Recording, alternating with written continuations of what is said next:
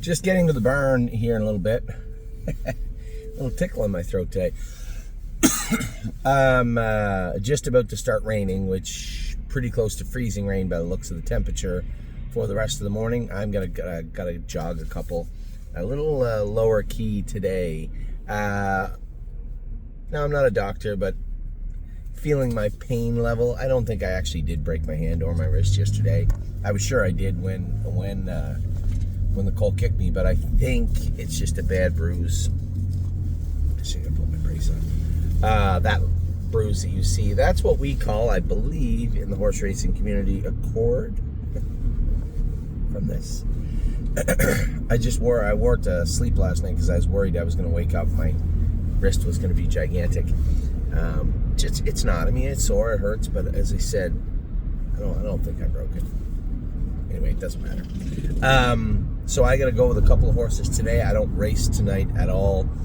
Raced last night. I'll tell you what, that 8th and 9th horse I drove last night. Now, I never have 8 or 9 drives in a night. Of course, I would have to have 8 or 9 drives in a night right when I get kicked in the afternoon.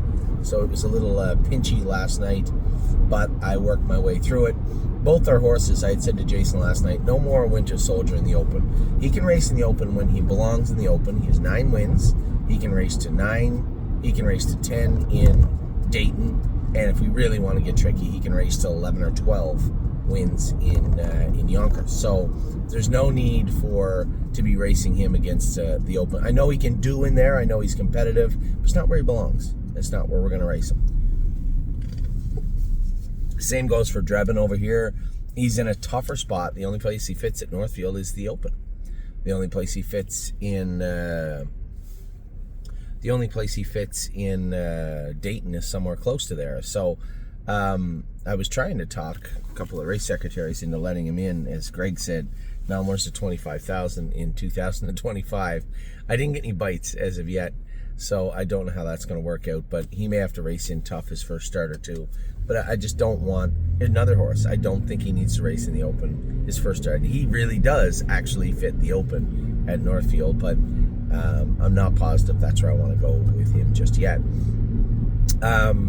Not a great mile last night, but he trotted 56-3. You know, Winter Soldier is the typical horse where if he's in striking position and he's in attack mode, what I mean is he feels he's in a competitive situation, then he'll race well. He strikes me as that type of horse. And last night, getting stretched out down the backstretch to follow cover, and he wasn't awesome, but he wasn't terrible, I guess is what I'm getting at. 56 and a piece on a cold November night. Not a bad mile for that horse. Just the takeaway from that is he doesn't belong in that class, nor does he need to race in that class. So we'll find a better class for him for the here and the now. Rock Shining Star, again, a little bit like him. I expected a little bit more from him last night, but on a half-mile track, and again, he paced 53-1 last night on a half-mile track. It was cold last night. So it wasn't a 53-4. It wasn't a bad mile. He had the rail. He saved all the ground. I just would have expected a tiny bit more from him. Track may have been a hair firm last night to start the night out, and then kind of got a little sandy as the night went on. Could that have played a role? Could have just been that 53-4 was plenty on a half-mile track for him. Possible. Yeah, I suppose so. He was coming at the wire, and I thought I was third for a second, actually. Then I felt stupid. I watched the replay, and it didn't look close at all. When you're in the race, when I went under the wire, I'm like, I might have got there. And then I watched the replay. I'm like, you were like 2 feet away from there. Both horses did what they could do last night. To ask them to do more, Winter Soldier would be unfair. Yes, we know he can do more. He's already winning 55 over Northfield. And he can do more, and likely will do more. But Rock Shining Star is that type of horse where if Aaron goes a little bit more moderate fractions and I can keep him on his bumper, is he closer? Maybe. It's only be 2 lengths anyway. But the difference between first and fourth is us talking in an optimistic way and me giving you a postmortem of what I thought had happened. That's the difference of 2 lengths. Anyway, I thought they both raced okay last night. Woodmere Betcha raced good last night also. I was really happy with her. It looks like all 3 of those horses that Jamie Smith set up, that was a big problem. If those horses can't do it Mohawk, where the hell are we going to put them? Meadows, Dayton, Northfield. I don't know. But it certainly looks to me like they're all going to be able to fit in. I talked to Jamie and Dominic also.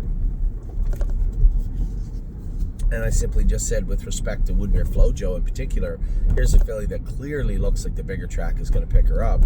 Just don't get in a position where you're caught getting her claimed because you're trying to figure out where she is.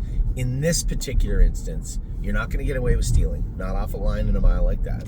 So in this particular instance, you might want to look to where she could do and maybe walk yourself back rather than going the other way, which is what I would do normally, which would be if she did in the 12, well, all right, try her in the 20. I think if you just put her in the 20, she's gone right away. I don't think anybody cares that it's the end of the year and it's a 20 claimer plus 75 allowance instead of 50 on January 1st. I don't think anybody cares about that right now. Everybody just wants to look for a productive horse to race in Ontario, and that filly in particular, and all three of those fillies look like they're going to do just fine in Ontario. So, an okay start to the week. Rock Shining Star I thought could have been better, but wasn't bad. And Winter Soldier just doesn't belong in the open right now, right? You can't ask the horse to go to 102% every single week, week in and week out. All of a sudden, what you're going to do is burn him out. So, need to get him in a class where he's in with horses he can race with. Now, make no mistake, non-winners to 10, wherever it might be. Non-winners to 12, wherever it might be. Those are salty classes too. There's no walkovers in there. But that's where he belongs. So that's probably where he should be racing. In regards to Drebin, we're going to do our best to find him a spot here. But as I said, if we're going to race him in those higher level condition races, probably in Ontario is where he's going to do his best work. But when will that be? And again, are those classes filling? Because we've seen this movie before. Let's send him back for the backup class and third class from the top, and then watch him use him in the Open all winter. Well, I've seen this before also, so I want to make sure that the classes are filling. You know, we have a different highway now in regards to. I guess we always did. It was a kind of out of sight, out of mind, the Dover angle. But after speaking to Mr. Munson yesterday, I believe, and then I spoke to the race secretary, I believe, or the director of racing, about getting Arrowhead Hanover okayed. They were waiting for the full ownership list of him before they would do that. So we're hopeful he will get entered in to go soon. And I told them to maybe try and expedite the green light for Gorgeous Package also. So that's what went on last night. That's what went on yesterday morning.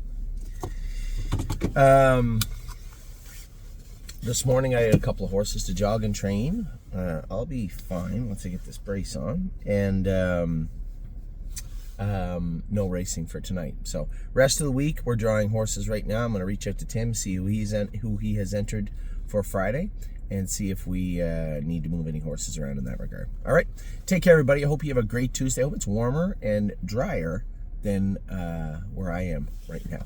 Take care.